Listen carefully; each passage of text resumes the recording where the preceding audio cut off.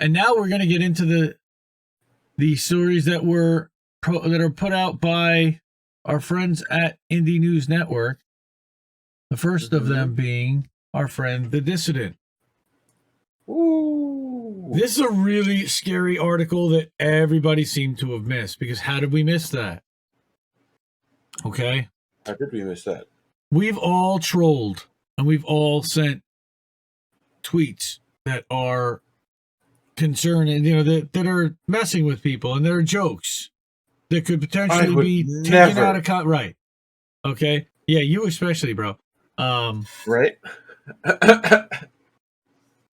So this is an unbelievable story. Again, the Dissident, follow the Dissident at leftist_news12 on Twitter. I'll put all their stuff, or Reef will drop their stuff in the chat. Yeah. But this is talking about Dan Baker. And of course, he talks about how Steve Donziger's in prison for suing Chevron, and Daniel Hale in prison for exposing war crimes, and big tech censorship ramping up. And of course, the man in Belmarsh himself, Julian Assange. Free Julian Assange, please, please, please. Joe Biden, drop the case. Attorney General Merrick Garland, drop the case.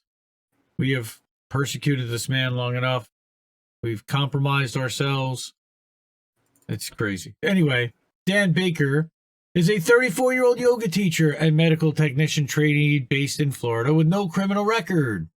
So in January, he was arrested by the FBI, who claimed that his actions show that he's a dangerous extremist, and the law-abiding public is now safer that he's been arrested. We are and will remain on high alert and will take all appropriate reactions against credible threats to the people in our district. But a look at the tweets he posted is clearly a mix of supporting self-defense and hyperbolic humor. One of the tweets he was arrested for said, we need all Florida residents to rise up. Here in Florida, we must encircle terrorists who attack the Capitol. We will protect Capitol residents and civilians from armed racist mobs with every caliber available. This is an armed coup and can only be stopped by an armed community. Whatever one thinks of Baker's politics, this was clearly a call for self-defense against possible violence from far-right groups in Florida, and not a call for armed violence. Another tweet cited the reason for his arrest was one that said, I swear to God, if y'all can't raise money, I'll start robbing the rich and pedophiles too, in reference to a GoFundMe campaign. Right? This is clearly humor and hyperbole that is often expressed on Twitter, and obviously could not be perceived in good faith as any kind of a threat. Except he was also accused of attempted kidnapping for a tweet, saying leftists should drive violent right-wingers out of where? Tallahassee. With every caliber available. Jeez. I have no idea how that was perceived as a kidnap threat, as kidnapping is not even mentioned in the tweet.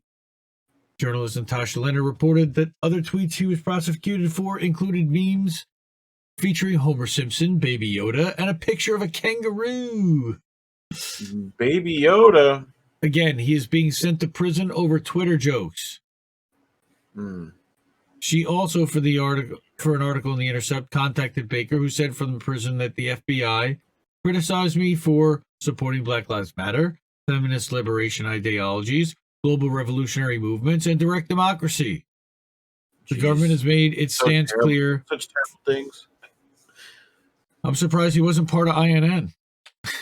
I know, right? Despite the fact that Baker's tweets clearly fall under the protection of the First Amendment, not Fifth Amendment, but First Amendment, Baker was sentenced to 34 months in prison and 3 years under probationary supervision. Can you believe this shit? Ouch. 34 months in prison for tweeting. That's crazy. This case shows the dangerous backlash effect on the left and the new war on terror will have. Okay, he made a similar argument about why the left should oppose online censorship, if only for selfish reasons, and he's making the same argument about the new war on terror. The security state is clearly using January 6th riots, right, to gain new powers.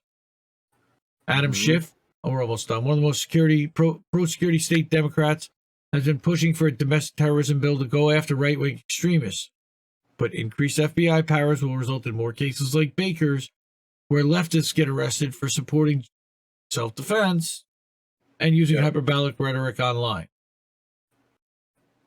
So the U.S. imposed a higher Capitol Police budget after the January 6th riots. This led to a crackdown on leftist protests in Washington, D.C., such as when activist Liv Romano was arrested for carrying a bat at a protest protecting indigenous water protectors, or where Capitol Police arrested protesters peacefully protesting the end to the eviction moratorium at the Capitol. Yep. So he's not making the argument that only leftist civil liberties matter, but just as opposed to these policies if they were only targeted at right-wingers, but pointing out that they will also always, as usual, come back to fight the left. Well, yeah, and the left is, but the people who would normally always talk about, we should be arresting less people, like probably put less people in our terrible justice system, Yeah.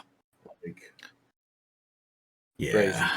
Well, you better get hip to indie left, indie left, indie left.news.